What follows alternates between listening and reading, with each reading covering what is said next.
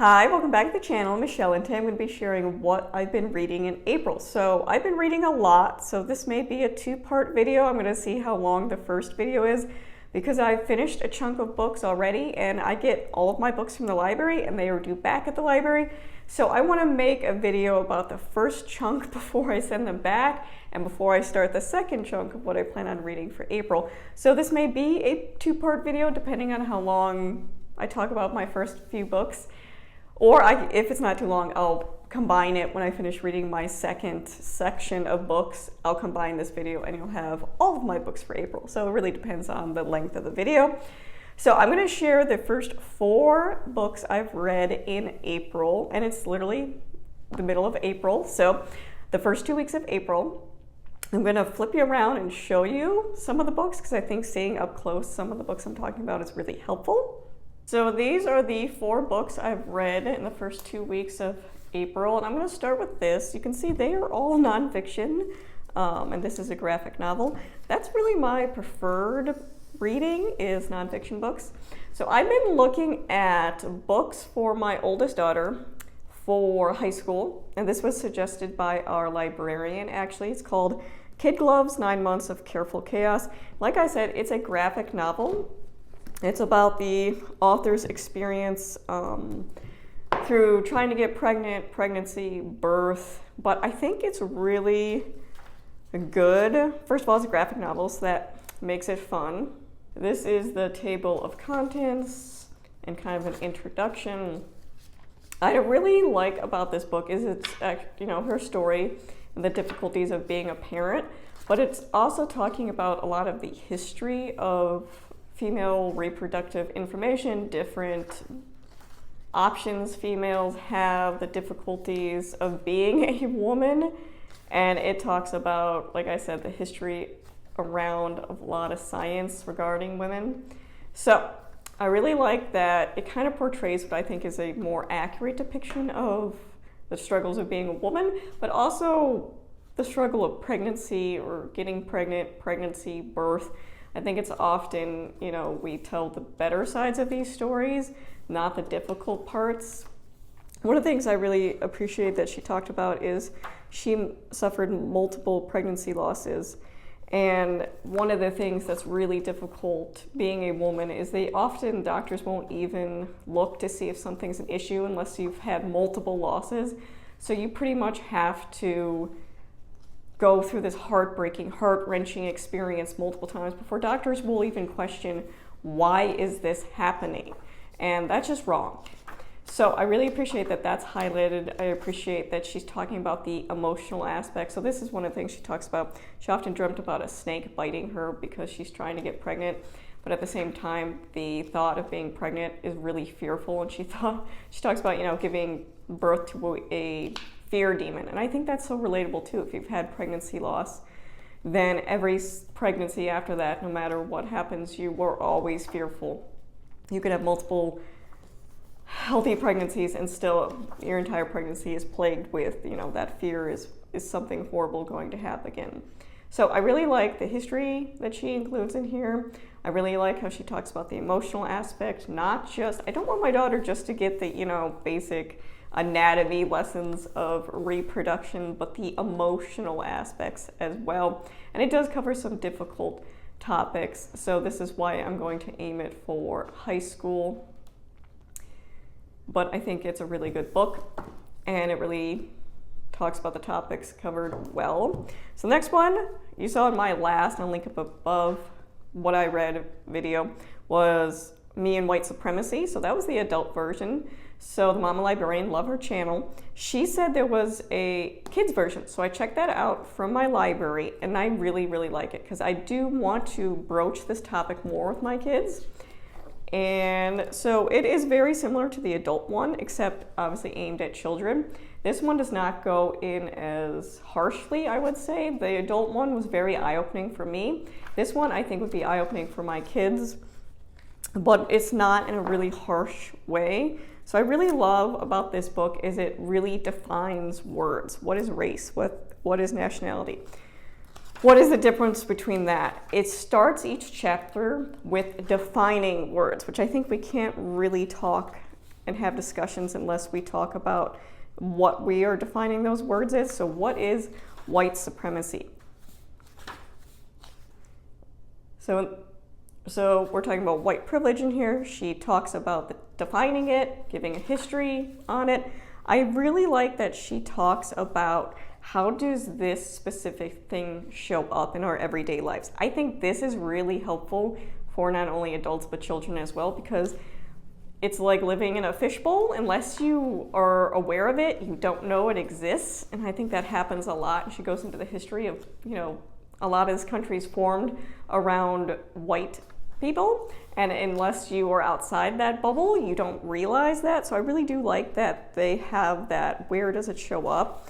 And there's always recap sections. So recapping what you learn, reflecting, questions, discussing. You shouldn't just ever hand your kid a book like this and have them read it. Obviously, you need to be having discussions with them, responding. There are journaling activities you can do as well, but I really do think this is a good book for kids to learn about the different things. And again, it's very similar to the adult version, just in kid form. And one of the things I really liked was the end of the book. So it goes over all those topics, and then the last chapter is your anti-racist values and commitments. So it talks about your affirmation. So my own personal affirmation is I'm here to become a good ancestor. What does that mean? It means you're using your gifts, skills, talents, and passions to help make a difference in the world and make the world a better place for the people who are here now and the people who will come after I am gone. I think that sums up the importance of this book right here, why it's important to learn about the things going on both historically, currently, and the future, because it will affect the future very greatly. So I recommend that book. So now these last two, you can see there's lots of stickies with these.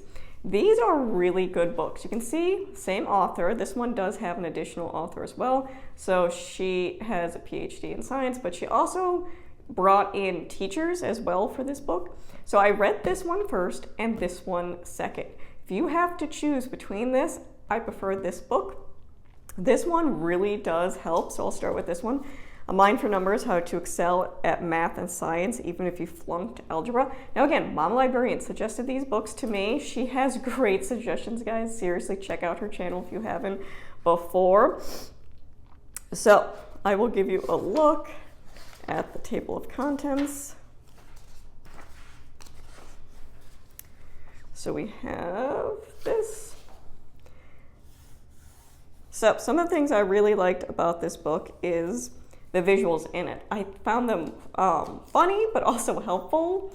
So this one of the quotes I absolutely love from this book is, during the book, it's talking about, learning can be difficult sometimes, but to remember, even zombies get up. I don't know why that stuck with me, but it just, when my daughter's having a hard time with something or getting that teenage, preteen attitude, I just remind her that yes, even zombies get up. They never stop going. So I really do like the visuals in here. I do think, especially when you're talking about science, that is really helpful. Now, I do a lot of nonfiction reading, so I think having these visuals helps you understand it better about what they're talking about. I really do like the science and teaching that behind it. And I have to say, after reading this, I have hope for myself, because I'm someone that struggled with math in high school and elementary school and college, and I kind of wrote myself off as just not a math person a long time ago. But this book gives me the hope that I can do math, I can do higher level math. Everybody has the same capabilities and opportunities.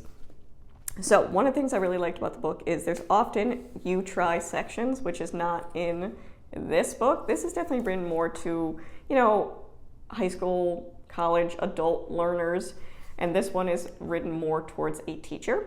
So I like these little now you try sections, little puzzles, so they'll explain a concept or, something about the brain and then give you an opportunity to test it out and see how it works. I love that every section has a sum it up section, so you go through the chapter, read it, and then you go through it and reinforce it, which is kind of a part in this book as well. I do really like how it has questions, and it tells you to pause and try to recall as much information you can in the book. And then it has kind of like these little mini interviews or biographies of people and their story with, struggling with a certain area and what they did to help, and it kind of reinforces the concept that was being talked here and how that helped them. So I do really like the real life examples as well. That's the kind of stuff that gives me hope as an adult that I can do this kind of stuff. So it definitely gave me some really good ideas for myself and how to approach my kids' brains. So I did enjoy this book, read the whole thing. Now, the other book, this one is aimed more towards teachers. So it's Uncommon Sense Teaching, Practical Insights to Brain Science to Help Students Learn. This one was really helpful. Here's the table of contents. So it talks about building memory, teaching, active learning, procrastination, how our brains evolved and why it matters, building habits, linking learners. So this was a very helpful book. And again, the graphics were awesome in this as well. And it really does help you kind of grasp the science concepts, especially when we're talking about the brain being talked about. So I found that really helpful. So you can see here, it's the learn it and link it. So what's the difference between a kid just learning something and being in long-term memory? I really liked in the book how it had the Now You Try. So this would have the stories of people who, how they use the concept or how that has helped their life. This gives you ideas how you can implement it to your students. And, being a homeschooler, I have no issue implementing the suggestions. Yes, is it written for more classroom use? Yeah. But implementing it is not difficult. So it gives you different options to try. So building even further, practicing jot recall. So I really do like these practical tips for teaching in here. I think that's something that is kind of lost in the homeschooling world sometimes, that it's more about the pretty pictures and the experience than the actual science and getting down to the work. So I really did enjoy this book. This was one of my favorite graphics. So they're talking about working memory, and most people have an octopus memory that can hold about 4 things at a time. An exceptional person would have something that can hold about 6 working ideas at a time. And there are some people that have an octopus that can only handle 3 working ideas at a time. But the nice and interesting thing, because this definitely applies to my youngest daughter who has a lot of struggle with working memory. One of the reasons I've been diving into these types of books is trying to figure out more about the brain, because one of the things talked about in this book is the analogy they provide is, imagine you're trying to pick a lock to a safe. You could try different techniques, you could try different tools, but ultimately the easiest way to pick that lock is to understand the schematics of the lock, how it works. Same thing with your brain. If you can understand better how a student brain's working and functioning, you can better tailor your tools to fit their needs. And instead of doing the dartboard approach where we're just throwing curriculum or resources or tools at them, hoping it sticks, we can better figure out their brains, we'll be better educators, and we'll save ourselves a lot of time and probably money on resources. So my youngest daughter, is definitely a 3-legged octopus when it comes to memory, working memory. She can't hold a lot at the same time, and it's hard for her to get it into long-term memory. But the really cool thing about that is, although she can only, juggle 3 things at a time, the size of those things can be really big. So if she's provided with more background knowledge, more contextual knowledge about what we're learning, it's easier for her brain to make those connections into long-term memory. So she might only be able to carry 3 concepts at once, while my oldest can carry 4 concepts. And my oldest definitely has a better working memory and definitely easier for her to link it to long-term memory. My youngest daughter can, with contextual knowledge and background knowledge, be able to carry only 3 balls, but the memory balls can be really big. So I really love that graphic and that explanation, and that really helped me in both of my kids. One of the things I enjoyed was this analyze your teaching. So they'll talk about different concepts or different parts of the brain that are important, and then they'll talk about, analyzing how that affects your teaching, which I think is really important, because as home educators, we are teaching to our children. So understanding how best to do that is important. Again, looking at the science and the practicality behind it, I think is really important. There's a whole section here about active learning, which I really appreciate, because I think this is one of the things that, again, gets muddled up in the homeschooling community, that it's the, hands-on, it's the experience, not necessarily the learning aspect. And it was either in this book or this book where they talk about, learning about Greece or Rome and having your kids make an urn with the symbols on it. Is it necessarily going to help long-term memory recall what that is? It's a nice experience, it's a fun craft project, but that's not necessarily active learning. Active learning is very discussion-based, very talking about it, and that's one of the reasons why you should avoid programs where you just stick your kid in front of a screen, or you don't discuss it, even when it comes to math and things like that. I know a lot of people go the route of just outsourcing it and having some type of computer-based programming do it, but even math, it benefits greatly from discussion. You should never approach something just as yourself, and even if you're using a program that has that component to it, making sure you're, as the educator, you're checking in and having those discussions, so it's not just going through 1 year and out, it's going through long-term memory. Again, those are some of these visuals that they're providing that really help understand the science of everything. And again, giving you visuals, which is funny because it's one of the things the book talks about is in helping with recall information, because it's not just learning that's important, it's the ability to recall that information. And it goes into how associating graphics or pictures with certain ideas can actually help with that long-term working or long-term memory. And then in here, I think this is really helpful, remedies for procrastination. Now, this is not something I personally have issues with. I'm very organized, go-getter type of person, but I think this would be really helpful for homeschoolers to talk about motivation, because I see in so many online homeschool forums, people talking about, well, my kid's going to high school, and I feel like I have to have more structured work, but we've done, a type of unschooling for 10 years. Yeah, I get that, and this isn't to bash certain methods of homeschooling, but I think introducing structure and expectations early on leads to less pushback as you get older. My youngest is about to enter 6th grade next year, and I'm not concerned about her ability to take on the workload or the information, because she has slowly been working up to that work. So I think this would be helpful. And one of the things they do here, which I think is helpful as an educator, instead of giving your student an assignment that says, this is due in 2 weeks, you really scaffold for them how to break that assignment down. So doing little sections at a time over the course of that 2 weeks, so it's not overwhelming. And that just sets them up, honestly, long-term for some really good habits. Both, if they seek college or a job, or just, organizing your life is really helpful. So here, one of the things I really liked was the I do, we do, you do. And I think that's something I'm really implementing in my homeschool now, so that teaching a lot of direct instruction is important. And it talks about this in the book, that there are things that primarily our brains have been evolutionarily prepared to learn. So like our native language, things like that. But there are things, secondary things, that our brain haven't necessarily been designed to learn, but that doesn't mean we can't learn it, but it's harder. So doing the direct instruction, a lot of these harder things have to have direct instruction. So you can't just lean on, craft designs or project-based learning. You have to have direct instruction first.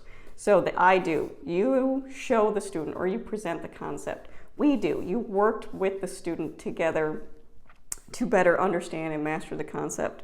And then you do, you slowly remove the scaffolding you've put in place and have them do it without your help, and then extending it, making sure they have the ability to recall it.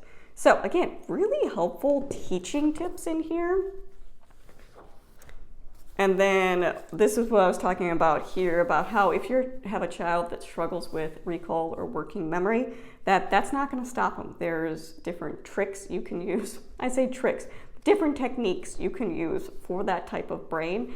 And one of them is the prior knowledge. And one of the things I think my daughter, my youngest daughter, has really benefited from is we've used core knowledge the last 2 years for her language arts, and then we do science as a group subject.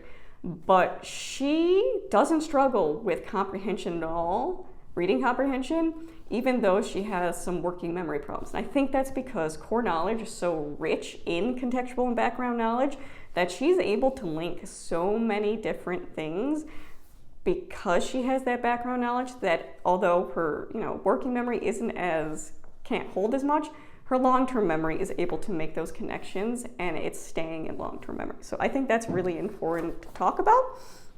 Another thing they talk about is building community through habits. So again, that's talking about, when you have a middle schooler, you have a high schooler, you have a child going off to college, you want to establish habits early on. And there's this, atmosphere that school can be so relaxed, and that's great and it works in elementary, but when you're getting to middle school and high school, the workload is getting larger, and you can't just drop your kid in the middle of that and expect them to run with it. And I don't get a lot of pushback and argument from my kids because we've always had this structured environment and consistency. And I know those aren't popular or fun to talk about in homeschooling, but they really are important, especially when you're looking at kids who are doing upper levels of education, not just the crafting fun popsicle level. So what I like, again, chapter 8, talking about collaborative learning, group learning. Now this could be hard to do in a homeschool setting, but it could also be you and your child discussing things. So the only thing I wasn't a big fan of is chapters 9 and 10. I don't think are really relevant. Or chapter 9 I don't really feel is really relevant to homeschoolers. And that's, how to teach online. I didn't particularly find that useful. I did find it useful kind of evaluating things I find online, online programs, but it's a lot of specifics on how to teach online. I did like chapter 10, where it's talking about lesson plans, the importance of lesson planning. And one of the things that, we don't often talk about is the amount of prep work and teacher work that goes into it. It's not just opening a book and following a script. You have to do prep work and educate yourself before you're prepared to educate your children. That's just part of education. And this talks about lesson plans, and lesson plans was never something difficult for me to understand or implement, working in a private school in the past, also doing, over 10 years of teaching Sunday school. I know how to lesson plan. I know how to organize. This is not a struggle for me, but I know some of you don't necessarily have that experience, and this could be helpful for you to learn the importance of lesson planning and how really it helps de-stress your life because you have everything organized and you don't have to worry about it, and you're not missing anything. I really did enjoy this book. I think it's an awesome resource for homeschoolers. And one thing I apparently forgot to talk about was the master checklist. So this is something you can use as a teacher about things to make sure your lessons are getting across the point you need to. But I would highly recommend this book. A big premise of it is that, how to get kids to recall information. You can't just cram and pass a test. I mean, it works, and it works usually in the short-term process because your body or your brain can hold it in that short term, but as soon as you're done with the test, it's gone. And I honestly see this a lot in homeschooling, where people are trying to condense units that are meant to be 6 months, a year long, trying to condense it into a couple months.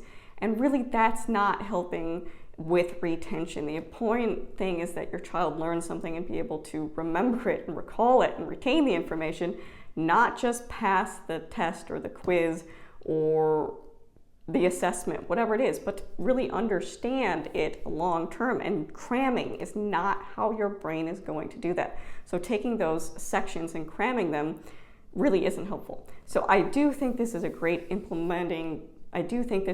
tool for educators to learn more about the brain and really help you understand how to tweak your teaching to better suit your kids. So those are the 4 books I read in the 2 weeks of April. Now, given the length of this video, I will be making a part 2 of the other books I have planned to read for April. But again, if you ever have suggestions, again, these were all suggestions from other people. If you ever have suggestions, put them in the comments below. I love to look for new books to read. If you have any questions about any specifics of these, leave them in the comments below. If not, thank you for watching.